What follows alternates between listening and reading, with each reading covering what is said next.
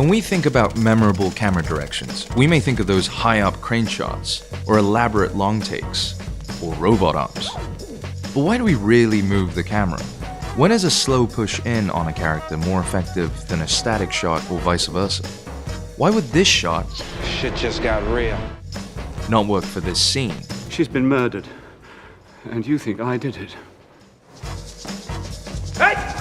Next to directing actors, directing the camera can be one of the most challenging tasks a director takes on. So it's important to know what tools are available to tell your story visually. So let's fill up your toolkit with the most common and not so common ways of directing the camera. Let's start with some of the basic camera movements in any cinematographer's arsenal. First up, the pan. The pan can be a fast-paced whip pan like Paul Thomas Anderson is fond of using. It's the equivalent of quickly turning to see something. It creates a jolt of energy. Conversely, the slow pan gives us time to take in the landscape. Next up, the tilt. You may not realize it, but one of the most effective opening shots in history is a tilt. Tilts often reveal something to us, subtly redirecting our attention.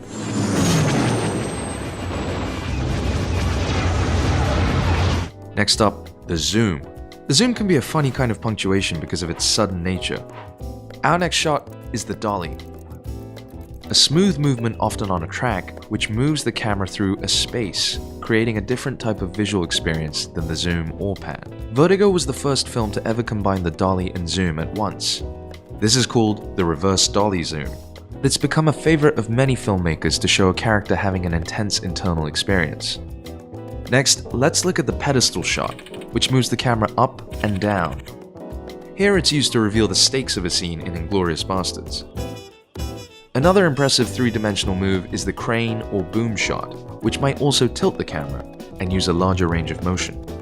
The showdown is coming, and Sheriff Will Kane is left alone to protect the town.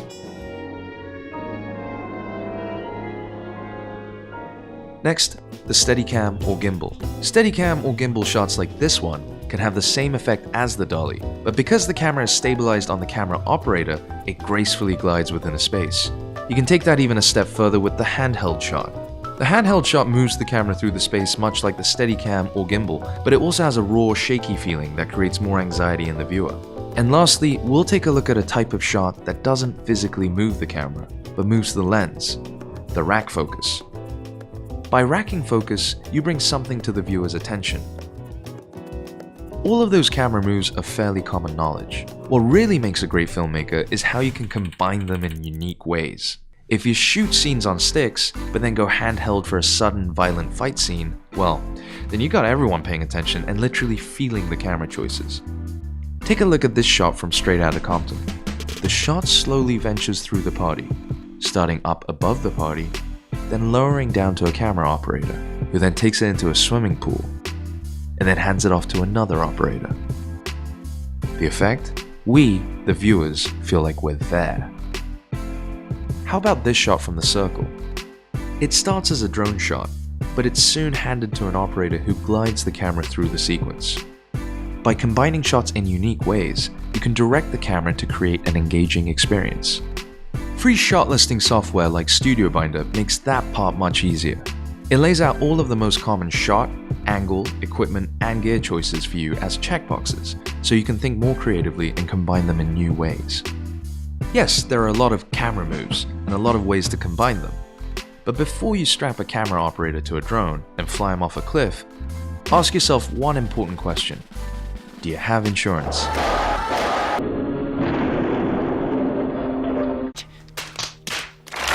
But then ask yourself another question. How does this support the story? You don't want the viewer to notice the cinematography, you want them to notice something in the story. The visual language is always evolving, and filmmakers have new tools available to them every day. But in the end, they're just tools, designed to move something else. The viewer's point of attention. When filmmakers rack focus or dolly in, all they're really doing is directing the audience's eye to something. If you start thinking about where the audience's eye is pointed, then you're truly moving the camera with a purpose. Watch the sequence and notice where your eye is throughout it. Without anybody getting wise, the IRS or anybody. Now notice how in the count room nobody ever seems to see anything. Somehow somebody's always looking the other way. Now look at these guys. They look busy, right? They're counting money. This sequence is about following the money. And from shot to shot, we do this with our eyes, our point of attention. From hand to briefcase to table. What's moving across the frame and through the sequence isn't just the camera and the objects in frame, but also our eyes. Now, check out this sequence. The energy of this moment is frenetic because Cuarón has us looking all over the frame. Our point of attention goes from one upper corner to the opposite lower corner as we try to follow the subject as she's hurtled through space. We don't even know where to look. It creates chaos, anxiety. Both sequences are excellent and serve their stories in different ways by understanding how to manipulate a viewer's point of attention. Thinking about this will ensure you won't use any unmotivated camera moves. However you choose to move the camera, the real object you should be focused on moving is your audience's attention. Think about what you want the audience to focus on in each shot and why it serves the story. Then think about what devices and movements can help you achieve that.